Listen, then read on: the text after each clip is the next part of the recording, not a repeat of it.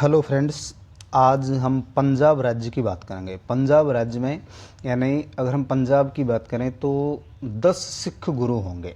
10 सिख गुरु होंगे और आज ये संयोग की बात है कि गुरु नानक जी का जन्मदिन है। प्रकाश पर्व के रूप में मनाया जाता है। प्रथम गुरु थे और पंजाब राज्य में हम सिख गुरुओं का अध्ययन यहाँ न करते हुए आंग्ल मराठा जो संघर्ष होगा, आंग्ल मराठा संघर्ष के बाद जो नया टॉपिक होगा अपना आंग्ल सिख संघर्ष, उससे पहले कुछ जैसे बंदा बहादुर के बारे में चर्चा करेंगे, रणजीत सिंह के बारे में, रणजीत सिंह के बाद उसके जो उत्तराधिकारी होंगे वहाँ चर्चा करेंगे। तो सिख गुरुओं का जो अध्ययन है वो अध्ययन यहाँ हम न करके पंजाब राज्य का मुख्य रूप से अंग्रेज़ों से जो संघर्ष होगा, संघर्ष से पहले की जो पृष्ठभूमि होगी उसका अध्ययन करते हैं। तो आइए, आज का पहला क्वेश्चन है, सिखों का प्रथम राजनीतिक नेता। भाई, सिख धर्म का संस्थापक तो कौन माने जाते हैं? गुरु नानक जी माने जाते हैं। सिखों का प्रथम राजनीतिक नेता तथा सिख राज्य का संस्थापक कौन था? सिख राज्य का संस्थापक कौन था? गुरु नानक, गुरु अमरदास, गुरु हरगोविंद और बंदा बहादुर। तो इसका सही जवाब होगा बंदा बहादुर। सही जवाब क्या है? बंदा बहादुर। यदि हम बंदा बहादुर की बात करें, इनका जन्म 1670 ईस्वी को राजौरी में हुआ था। राजौरी कहाँ है? पुंछ, कश्मीर। पुंछ, कश्मीर, राजौरी में इनका जन्म हुआ था और इनके बचपन का नाम था लक्ष्मण देव। इनके बचपन का नाम था लक्ष्मण देव, वो आगे हम चर्चा करेंगे। तो सिखों का प्रथम राजनीतिक नेता और सिख राज्य का संस्थापक है। सिख धर्म का संस्थापक नहीं, सिख राज्य का संस्थापक पूछा गया है, तो इसका सही जवाब होगा बंदा बहादुर।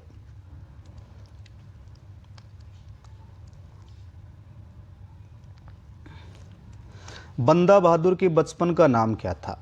बंदा बहादुर के बचपन का नाम क्या था? अभी हम चर्चा कर चुके हैं। बचपन का नाम तो क्या था? लक्ष्मण देव। तो इसका उत्तर तो ए हो जाएगा। उत्तर क्या हो जाएगा? ए हो जाएगा। इसके बाद ऑप्शन है बंदा बैरागी। एक ऑप्शन है बंदा बैरागी, एक है माधवदास बैरागी और एक है गुरु बख्श सिंह। एक नाम है इनका गुरु बख्श सिंह। देखिए, तो अगर माधवदास बैरागी की बात करें, ये आरंभ से ही वैरागी स्वभाव के थे। आरंभ से ही वैरागी स्वभाव के थे, यानी ये युवा अवस्था में अपना घर का त्याग करके, युवा अवस्था में घर का त्याग करके कहाँ चले जाते हैं? दक्षिण भारत चले जाते हैं। अर्थात जन्म कहाँ हुआ था? उत्तर भारत, कश्मीर में हुआ था और युवा अवस्था में ही घर छोड़कर दक्षिण चले जाते हैं। दक्षिण में नांदेड़ महाराष्ट्र में पड़ता है। नांदेड़ नामक स्थान पर इनकी मुलाकात होती है किससे? मुलाकात होती है सिखों के अंतिम गुरु गोविंद सिंह से। सिखों के अंतिम गुरु गोविंद सिंह से इनकी मुलाकात होती है। गुरु से आकर्षित होने के कारण वे अपने आप को गुरु के बंदे के रूप में प्रस्तुत करते हैं। गुरु के बंदे के रूप में प्रस्तुत करते हैं, इसीलिए इनका नाम बंदा बहादुर पड़ा। इसलिए नाम क्या पड़ा? बंदा बहादुर। अब गुरु गोविंद सिंह ने क्या किया? सिखों का राजनीतिक नेतृत्व प्रदान कर दिया। गुरु गोविंद सिंह ने इनको सिखों का राजनीतिक नेतृत्व प्रदान करते हुए इन्हें पंजाब भेज दिया। कहाँ भेजा? पंजाब भेजा और इनका नाम यहाँ गुरु बख्श सिंह पड़ गया। तो पंजाब में इनको क्या कहा गया? गुरु बख्श सिंह। इस प्रकार हम कह सकते हैं कि सिखों के प्रथम राजनीतिक नेता थे जिन्होंने सर्वप्रथम सिख राज्य की स्थापना को मूर्त रूप प्रदान किया था। सिख राज्य की स्थापना को मूर्त रूप प्रदान किया। तो हमसे ये पूछा गया था कि इनकी बचपन का नाम क्या था? बचपन का नाम क्या था? लक्ष्मण देव। अगला क्वेश्चन देखिए, बंदा बहादुर से संबंधित। तो देखिए, नेक्स्ट क्वेश्चन है, बंदा बहादुर से संबंधित कौन सा कथन सत्य नहीं है? सत्य नहीं है पूछा गया है। उसने सरहिंद के सूबेदार वजीर खान को पराजित करके 28 परगनों पर अधिकार किया था। बंदा बहादुर ने सरहिंद के सूबेदार वजीर खान को पराजित करके 28 परगनों पर अधिकार किया। उसने गुरु गोविंद सिंह व गुरु नानक के नाम से सिक्के जारी किए, और तो और इसने सिख राज्य की मुहर भी बनवाई थी। ध्यान रखना है, बंदा बहादुर के द्वारा सिख राज्य की मुहर बनवाई गई, और इसने वाहे गुरु जी का खालसा के स्थान पर फतेह दर्शन का नारा दिया था। फतेह दर्शन का नारा दिया था। बंदा बहादुर को सच्चा बादशाह या सच्चा सम्राट कहा जाता है, तो तीनों ही सही हैं। एक तो उसने सरहिंद के सूबेदार वजीर खान को पराजित करके 28 परगनों पर अधिकार किया। उसने गुरु गोविंद सिंह और गुरु नानक के नाम के सिक्के जारी किए और सिख राज्य की मोहर बनवाई। इसी प्रकार उसने वाहे गुरु जी का खालसा के स्थान पर फतेह दर्शन का नारा दिया। उसे सच्चा बादशाह अथवा सच्चा सम्राट कहा जाता है। 1716 ईस्वी में मोहम्मद शाह रंगीला द्वारा बंदा बहादुर की हत्या कर दी गई। यानी 1716 की बात है, और 1716 में एक युद्ध होता है, गुरदासपुर का युद्ध। गुरदासपुर का युद्ध, इस युद्ध में बंदा बहादुर को गिरफ्तार कर लिया जाता है। मुगलों के साथ लड़ा गया है ये युद्ध। इस युद्ध में बंदा बहादुर को गिरफ्तार कर लिया जाता है और यहाँ से इन्हें दिल्ली ले जाया गया। और मुगल सम्राट था फर्रुखसियर, जिसे घृणित कायर कहा जाता है। मुगल सम्राट कौन है? फर्रुखसियर। फर्रुखसियर ने इनकी हत्या करवा दी। फर्रुखसियर ने इनकी हत्या करवा दी। तो इसमें मोहम्मद शाह रंगीला नहीं आएगा, शासक कौन आएगा? फर्रुखसियर। हमसे यही क्वेश्चन पूछा गया कि इसमें कौन सा सही नहीं है, तो डी ऑप्शन हो जाएगा। अब 1716 में बंदा बहादुर की हत्या हो गई। बंदा बहादुर की हत्या के बाद जो सिख दल था, सिख दल दो भागों में विभाजित हो गया। एक का नाम है बंदई, एक का नाम क्या है? बंदई, और एक का नाम है तत खालसा। तत खालसा यानी बंदा बहादुर की मृत्यु के बाद सिख जो दल है दो भागों में विभाजित होगा। बंदई का इसका अर्थ क्या हुआ? जो बंदा बहादुर के अनुयायी थे। तत खालसा की यदि हम बात करें, ये कट्टर सिख पंथी थे, ये कट्टर थे, ये कट्टर सिख पंथी थे। इस प्रकार सिखों में दो परंपराएं और शुरू हो गई। आगे चलकर सिखों में दो परंपराएं शुरू होती हैं। एक का नाम है सरबत खालसा, एक का नाम क्या है? सरबत खालसा, और एक का नाम है गुरुमता। गुरुमता, सरबत खालसा और गुरुमता। तो सरबत खालसा का मतलब होता है एकत्रित होना। इसका अर्थ तो क्या होता है? एकत्र होना। सरबत खालसा का अर्थ होता है एकत्र होना, और गुरुमता का अर्थ होता है निर्णय लेना। इसका अर्थ क्या होता है? निर्णय। यानी इसका अर्थ क्या हुआ? दीपावली के दिन और वैसाखी के दिन सिख समुदाय के लोग एकत्रित होते हैं, उसे सरबत खालसा होता है।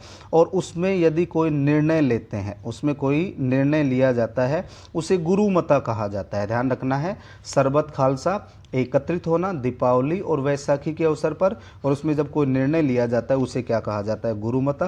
तो इसका ऑप्शन हो जाएगा डी, ऑप्शन होगा डी।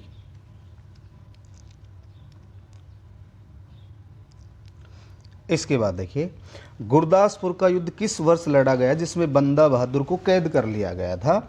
1670 में तो बंदा बहादुर का जन्म होता है, अभी हम चर्चा कर चुके हैं। 1710, 1716 और 1726। 1716 में गुरदासपुर का युद्ध कब लड़ा गया था? 1716 में लड़ा गया था। 1716 में लड़ा गया था। 1726 की यदि बात करें, 1726 में पंजाब का मुगल सूबेदार हुआ करता था जकारिया खान। जकारिया खान ये पंजाब में मुगल सूबेदार हुआ करता था, और इसने कपूर सिंह को जमींदारी के रूप में मान्यता दे दी थी। कपूर सिंह। तो इसका सही जवाब होगा 1716।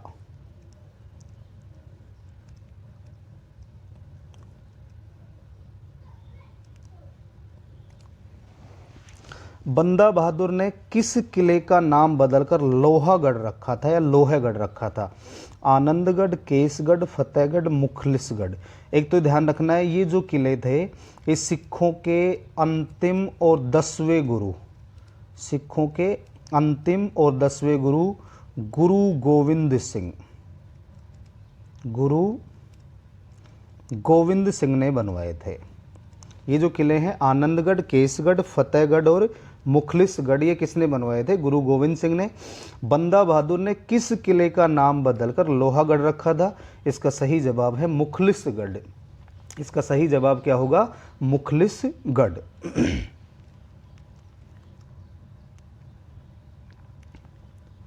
इसके बाद अगला क्वेश्चन है, कपूर सिंह ने सिखों को एक दल के रूप में संगठित करके किस वर्ष दल खालसा का गठन किया? एक क्वेश्चन ध्यान रखना है, कपूर सिंह, तो एक तो क्वेश्चन यही बन गया कि दल खालसा का गठन किसके द्वारा किया गया था? कपूर सिंह के द्वारा। किसके द्वारा किया गया? कपूर सिंह के द्वारा। अब क्वेश्चन पूछा गया है कि कपूर सिंह ने सिखों को एक दल के रूप में संगठित करके किस वर्ष दल खालसा का गठन किया था? 1726। 1726 की यदि हम बात करें, फैजलपुर का है कपूर सिंह, फैजलपुर। कपूर सिंह का संबंध कहां से है? फैजलपुर से। तो पंजाब का मुगल सूबेदार था, पंजाब का मुगल सूबेदार था जकारिया खां। पंजाब का मुगल सूबेदार हुआ करता था जकारिया खां। तो जकारिया खां ने क्या किया? फैजलपुर के कपूर सिंह को जमींदार नवाब के रूप में मान्यता प्रदान कर दी। इसको जमींदार के रूप में मान्यता प्रदान कर दी थी 1726 में। ऑप्शन बी है 1748, तो इसका सही जवाब होगा 1748। 1748 में कपूर सिंह ने पृथक पृथक जत्थों में, भागों में जो बटे हुए थे पंजाब के सिख, और सिखों में मुख्य रूप से कौन थे? किसान, सिख किसान, सिख किसान। पृथक पृथक जत्थों में बटे हुए सिख किसानों को दल खालसा के रूप में परिवर्तित कर दिया, अर्थात दल खालसा की स्थापना की। और इस दल खालसा का नेता कौन बन गया? कपूर सिंह। नेता कौन है इसका? कपूर सिंह है। इसका नेता कौन है? कपूर सिंह, जो आगे चलकर सिंहपुरिया मिसल का प्रमुख बनेगा, वो आगे चर्चा करेंगे हम। 1753, 1753 की यदि हम बात करें,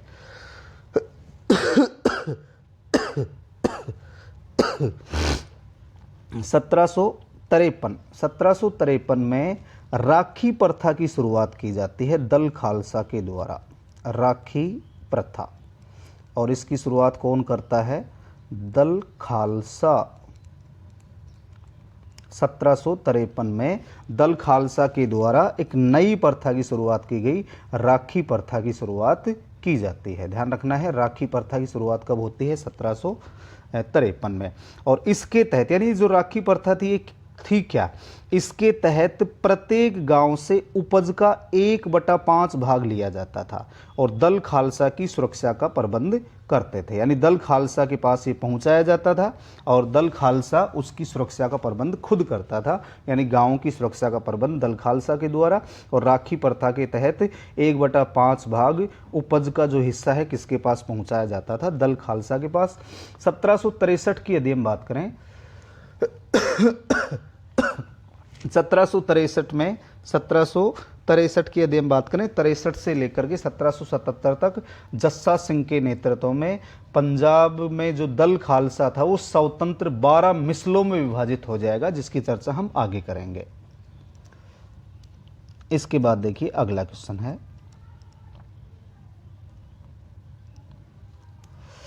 सिखों की राखी प्रथा के तहत प्रत्येक गांव से उपज का कितना भाग लेकर सुरक्षा का प्रबंध किया जाता था? अभी हमने चर्चा की है इसकी। और ये शुरुआत कब होती है? 1753 में। राखी प्रथा की शुरुआत कब होती है? 1753 में।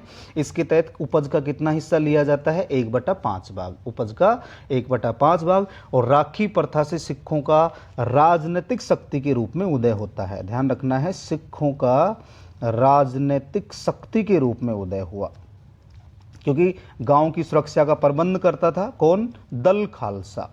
दल खालसा।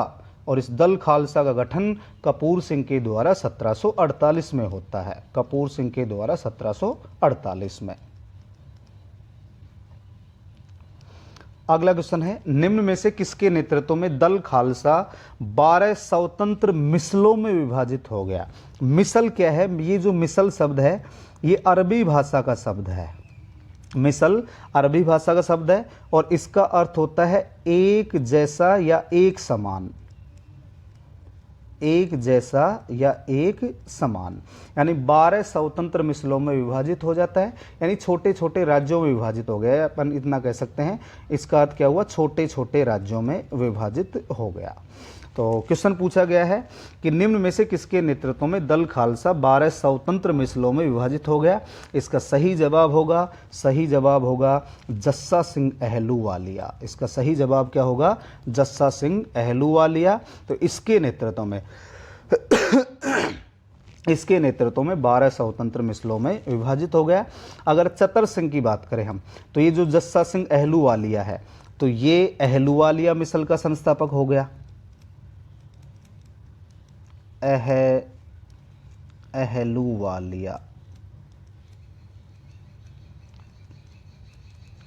अहलूवालिया मिसल का संस्थापक।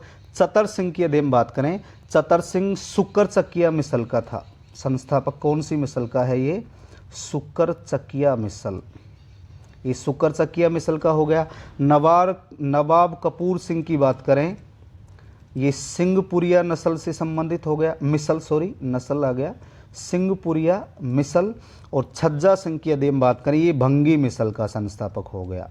भंगी मिसल। तो समझिए, 12 स्वतंत्र मिसलों में यानी छोटे छोटे राज्यों में, मिसल शब्द अरबी भाषा का है जिसका अर्थ होता है एक जैसा और एक समान। तो जस्सा सिंह अहलूवालिया मिसल का संस्थापक, चतर सिंह सुकर चकिया मिसल का संस्थापक, नवाब कपूर सिंह सिंहपुरिया और छज्जा सिंह भंगी मिसल का। तो इसका सही जवाब होगा ऑप्शन ए। इसके बाद अगला क्वेश्चन है, मिसल किस भाषा का शब्द है? अभी हम चर्चा कर चुके हैं, अरबी भाषा का शब्द है और इसका अर्थ क्या होता है? एक जैसा या एक समान। एक जैसा या एक समान मिसल शब्द का शाब्दिक अर्थ होता है। अहलूवालिया मिसल के संस्थापक। अहलूवालिया मिसल के संस्थापक जिन्होंने स्वयं को बादशाह घोषित करके अपने नाम के सिक्के जारी किए थे। तो अभी हम चर्चा कर चुके हैं, अहलूवालिया मिसल का संस्थापक कौन था? जस्सा सिंह। और इस जस्सा सिंह को सुल्तान ए कौम की उपाधि भी मिली थी। मुगल शासकों के द्वारा इसे क्या कहा गया? सुल्तान ए कौम। ये उपाधि मुगल शासकों से प्राप्त होती है। मुगल शासकों से प्राप्त होती है सुल्तान ए कौम। तो अहलूवालिया मिसल का संस्थापक, एक क्वेश्चन तो ये हो गया, जस्सा सिंह अहलूवालिया। और 12 स्वतंत्र मिसलों का जो गठन है या सिख राज्य 12 स्वतंत्र मिसलों में विभाजित होता है, वो भी किसके समय होता है? अहलूवालिया के समय। तो इसमें सही जवाब होगा जस्सा सिंह। इसने अपने आप को बादशाह घोषित किया, मुगल शासकों ने इन्हें सुल्तान ए कौम की उपाधि दी और इसने खुद के नाम के सिक्के भी जारी किए। छज्जा सिंह की बात करें तो छज्जा सिंह कौन सी मिसल से संबंधित हो गए?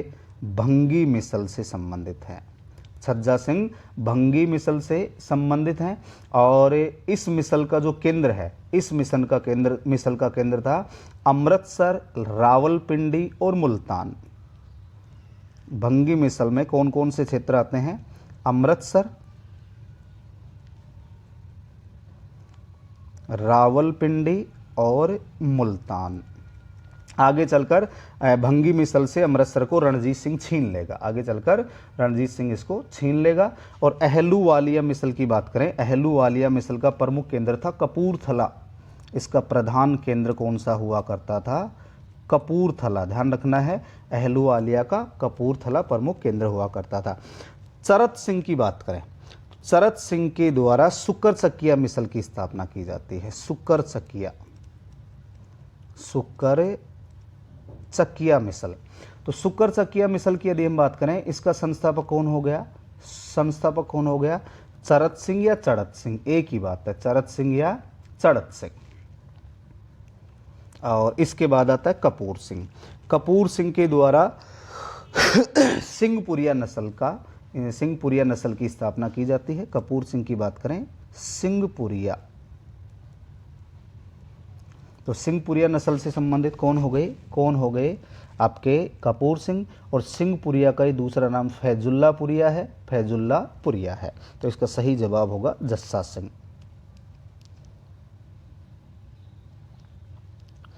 अगला क्वेश्चन है, सिंहपुरिया अथवा फैजुल्लापुरिया मिसल के संस्थापक कौन थे? नवाब कपूर सिंह, इसकी चर्चा कर चुके हैं।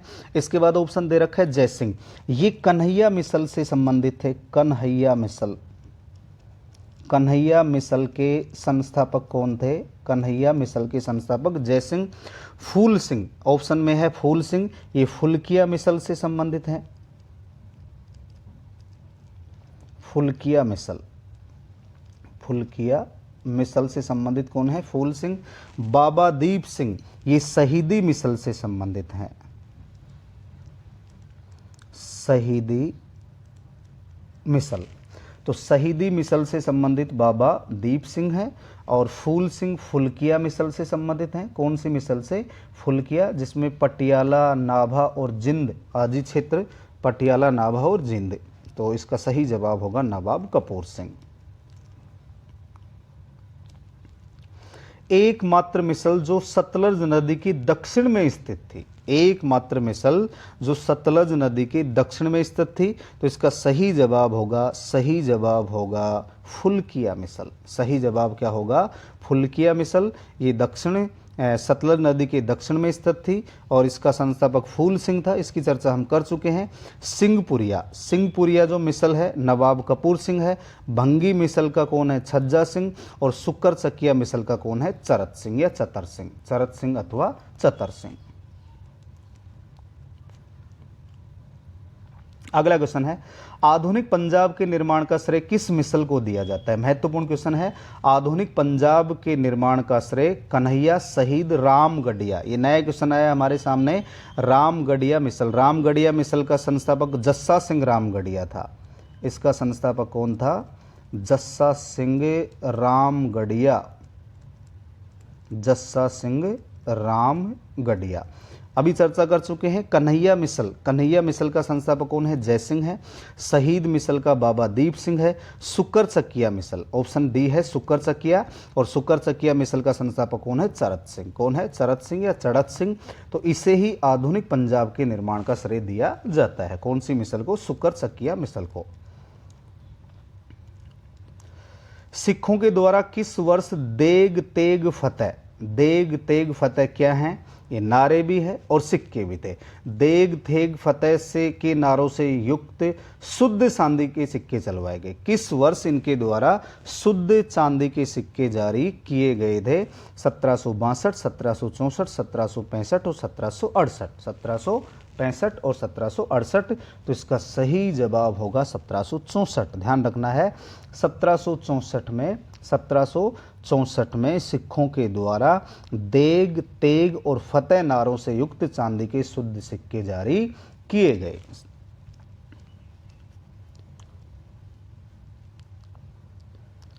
सुकर चकिया मिसल का अधिकार किन नदियों के बीच के क्षेत्र पर था?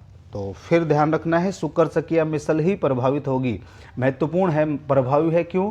क्योंकि पंजाब के जो शासक होंगे, प्रसिद्ध शासक महाराजा रणजीत सिंह, वो सुकर चकिया मिसल से संबंधित होंगे। वो कौन सी मिसल से? सुकर चकिया मिसल से। और इस मिसल का जो प्रभाव है वो रावी और चिनाब नदियों के मध्य था, रावी और चिनाब नदियों के मध्य। और सुकर चकिया मिसल के संस्थापक कौन हैं? चरत सिंह। कौन है? चरत सिंह। तो इसका सही जवाब होगा ऑप्शन ए।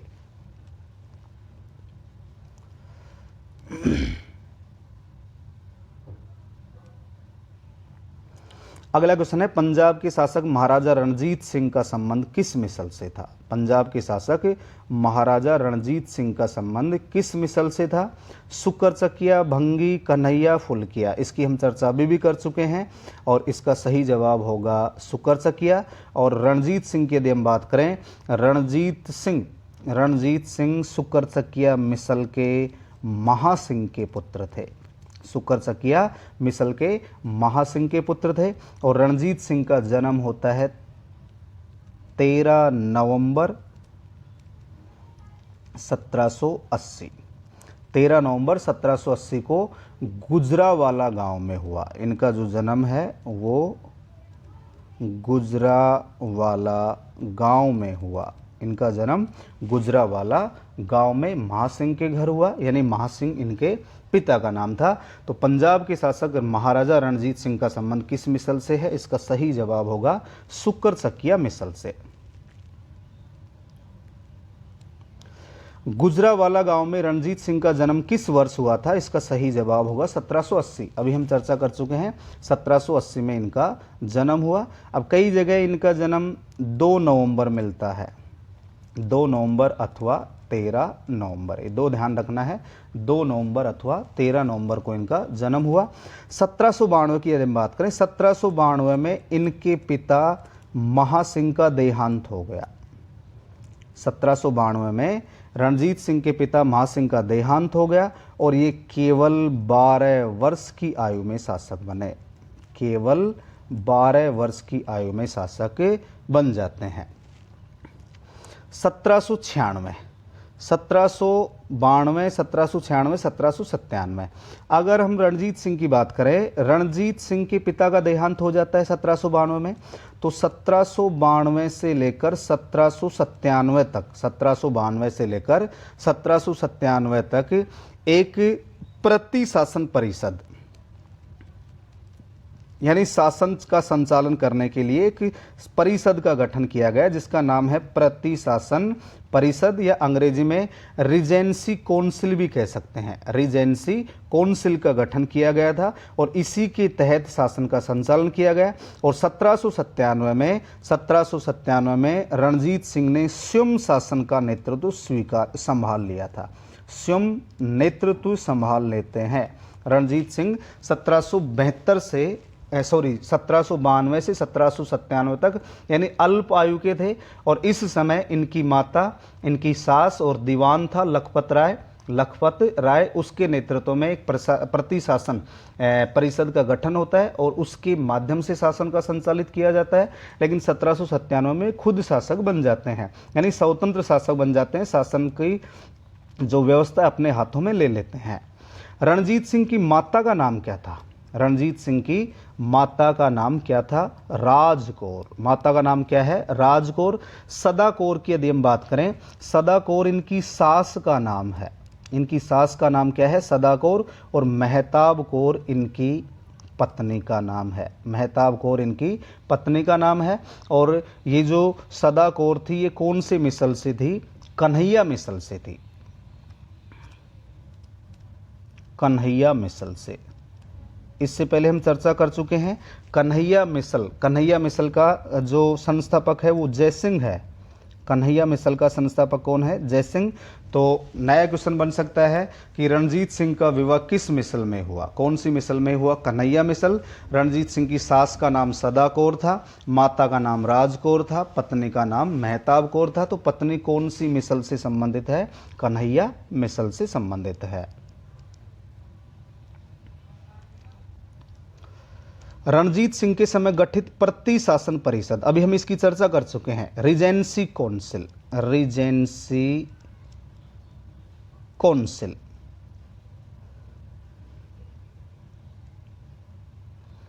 रीजेंसी काउंसिल का प्रभाव कब से कब तक रहा? 1792 से 1797 तक। अभी चर्चा कर चुके हैं कि 1792 में इनके पिता महासिंह का देहांत हो जाता है, तो 12 वर्ष की आयु में ही शासक बन जाते हैं। इसीलिए शासन का संचालन करने के लिए रीजेंसी काउंसिल या प्रति शासन परिषद का गठन किया जाता है। 1797 तक इसका प्रभाव रहेगा। 1797 में रणजीत सिंह स्वयं शासन संभाल लेते हैं।